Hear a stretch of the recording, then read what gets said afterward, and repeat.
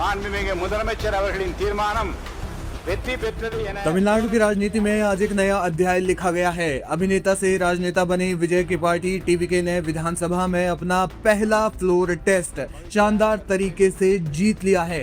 जी हां, इस वक्त की बड़ी खबर, टीवीके ने अपना पहला फ्लोर टेस्ट जीत लिया है।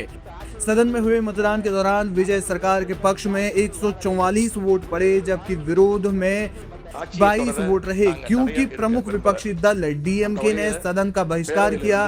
ऐसे में 234 सदस्यीय विधानसभा में बहुमत का जो जादुई आंकड़ा 118 था, वो जो है गिरकर 88 रह गया। आपको बता दें, टीवीके ने अपने सहयोगियों और विपक्षी खेमे में हुए सेंधमारी के दम पर अब जो है आसानी से फ्लोर टेस्ट पास कर लिया है।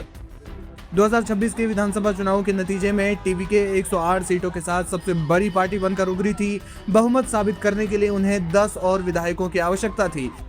फ्लोर टेस्ट के दौरान समीकरणों की बात की जाए तो टीवीके स्वयं 108 विधायकों के साथ सबसे बड़ी पार्टी। इसके अलावा जो सहयोगी दल हैं, जिसमें कांग्रेस 5, आईयूएमएल 2, वीसीके 2 और वामपंथी दलों के 4 विधायकों ने सरकार का समर्थन किया। इसके अलावा एआईएडीएमके में बड़ी टूट की जो है वो गुंजाइश नजर आ रही है। सबसे चौंकाने वाला मोड़ तब आया जब एआईएडीएमके के 23 बागी विधायकों ने पार्टी का व्हिप का उल्लंघन करते हुए विजय के पक्ष में मतदान किया। ऐसी जो है वो बातें अब खुलकर सामने आ रही हैं। दरअसल एआईएडीएमके के 2 गुटों में बंटने की जो है खबरें सामने आने लगी है। फ्लोर टेस्ट की प्रक्रिया शुरू होते ही सदन में भारी हंगामा हुआ। विपक्षी नेता उदयनिधि स्टालिन ने प्रक्रिया की वैधता पर सवाल उठाते हुए इसे संवैधानिक धोखाधड़ी करार दिया था, लेकिन इसके साथ ही डीएमके ने वॉकआउट किया। आपको बता दें कि सदन के बाहर मीडिया से बात करते हुए उदयनिधि स्टालिन ने कहा कि लोकतंत्र के लिए एक काला दिन है। एक ऐसी सरकार जिसे स्पष्ट जनादेश नहीं मिला, वो बागी विधायकों के सहारे सत्ता हथिया रही है। हम इस फ्लोर टेस्ट के खिलाफ कानूनी लड़ाई लड़ेंगे। आपको बता दें कि फ्लोर टेस्ट ने एआईएडीएमके के अस्तित्व पर भी बड़ा संकट खड़ा कर दिया है। पूर्व मंत्री सीवी षणमुगम के नेतृत्व वाले बागी गुट ने विजय का समर्थन करते हुए तर्क दिया कि वे तमिलनाडु की अस्थिरता को बचाने के लिए अम्मा यानी जयललिता के सिद्धांतों वाली एक नई सोच का समर्थन कर रहे हैं।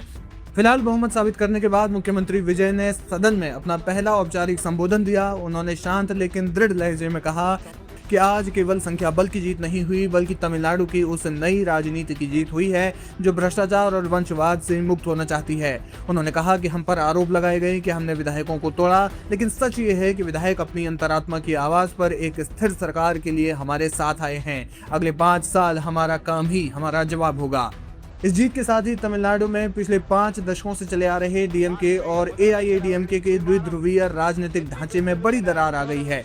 विजय ने न केवल विधानसभा में बहुमत साबित किया है, बल्कि ये भी स्पष्ट कर दिया है कि वो राज्य की राजनीति में किंग मेकर नहीं बल्कि किंग बनने आए हैं। अब सबकी नजरें इस बात पर टिकी है कि बागी विधायकों की सदस्यता पर विधानसभा अध्यक्ष क्या फैसला लेते हैं और डीएमके का अगला कदम क्या होगा। लेकिन फिलहाल इस वक्त की बड़ी खबर ये है कि टीवीके ने 144 विधायकों के समर्थन के साथ फ्लोर टेस्ट विधानसभा में पास कर लिया है।